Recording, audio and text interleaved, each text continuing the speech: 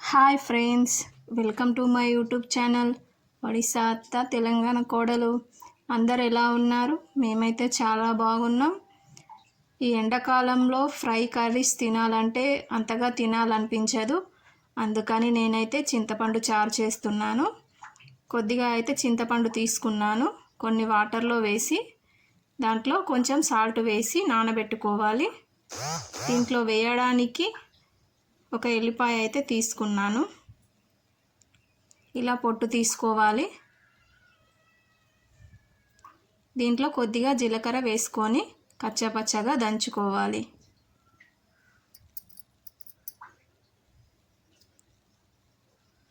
మీరైతే చింతపండు చారు ఎలా చేస్తారో కామెంట్ సెక్షన్లో కామెంట్ చేయండి. నేను చేసిన చింతపండు చారు అయితే చాలా బాగుంటుంది. మాకైతే కరివేపాకు చెట్టు ఉంది. ఈ చారులో వేయడానికైతే చెట్టు దగ్గరికి వెళ్ళాను.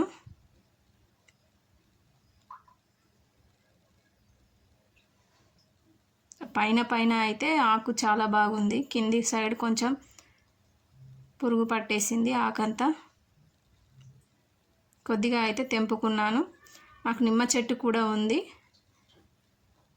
ఇప్పుడే చిన్న చిన్న కాయలు అవుతున్నాయి చూడండి.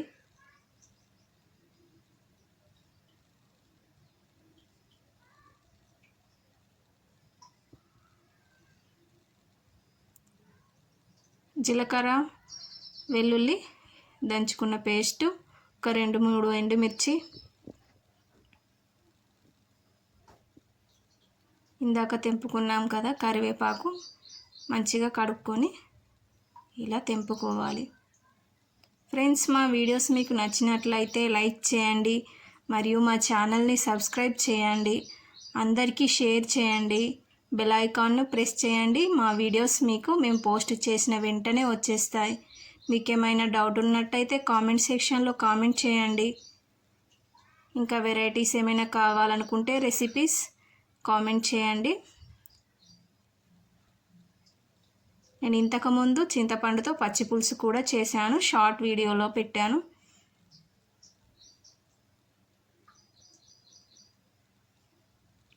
చూడండి, పచ్చిమిర్చి కట్ చేసుకున్నాను, ఒక ఉల్లిగడ్డ కూడా కట్ చేసుకుంటున్నాను. సన్నగా కట్ చేసుకోవాలి. నాకైతే పులుపు అంటేనే చాలా ఇష్టం.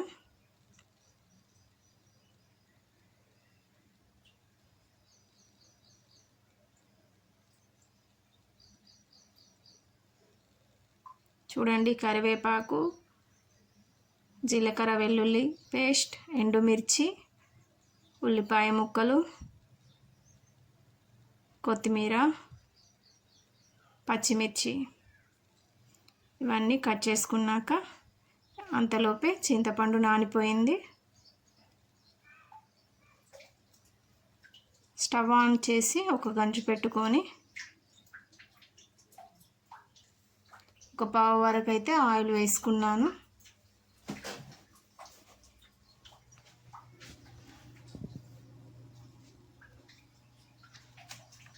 ఆయిల్ వేడైన తర్వాత ఆవాలు, జీలకర్ర వేసుకోవాలి.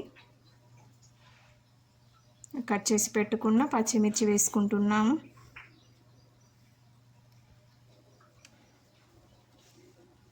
అలాగే ఉల్లిపాయ ముక్కలు, ఎండుమిర్చి,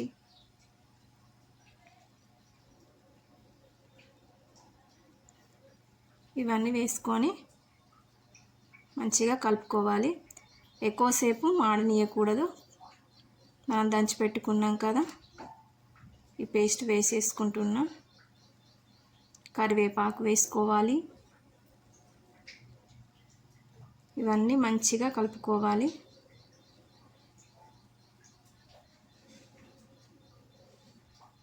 ఒక స్పూన్ పసుపు వేసుకుంటున్నాం.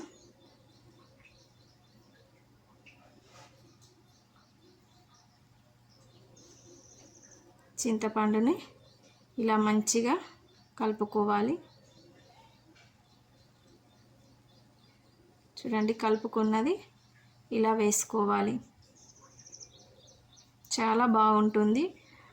అన్నంతో ఇంకా చాలా బాగా తినాలనిపిస్తుంది ఎండాకాలంలో.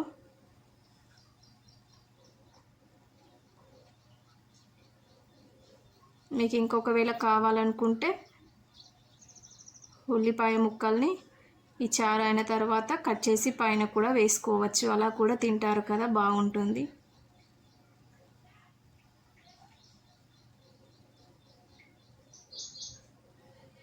మా మామయ్య వాళ్ళకైతే మరీ పులుపు అంటే ఎక్కువ ఇష్టం ఉండదు, అందుకని కొంచెం పల్చగానే చేస్తున్నాను.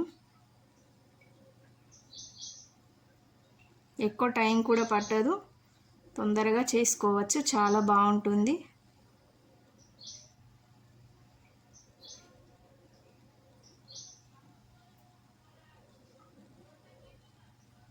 ఒక స్పూన్ సాల్ట్ వేసుకుంటున్నాము. ఒక 10 నిమిషాల వరకు మంచిగా మరగనియాలి. అప్పుడు చూడండి, ఇలా మరిగితే పచ్చి స్మెల్ అనేది చింతపండుది పోతుంది. చివర్లో కొత్తిమీర వేసుకోవాలి.